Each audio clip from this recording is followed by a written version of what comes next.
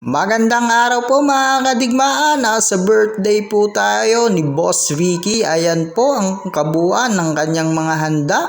Mga kadigma, ayan po, nagpiprepare na po birthday boy ng lamesa para sa aming inuman session. Pumasok muna po kami para kumuha ng pagkain. Ayan na po ang kabuuan ng aking kinuhang pagkain, pansit at kapangpangan. Yan po, kain po tayo. Yan po si Boss Chris Cueto, kumakain na.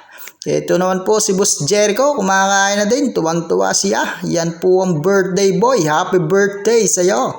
Ito po, kapangpangan po.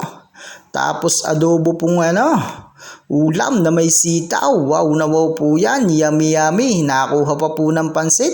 Ito naman po ang aming pampulutan para sa inuman session. Ayan po si Boss Ben, nakapesto na. Pati po si Boss Jericho, ayan po, unang tagay po. Ayan, may pa-cucumber juice pa yan, mga digma. At ito na ang katapusan ng digmaan. Tulog na ang birthday boy.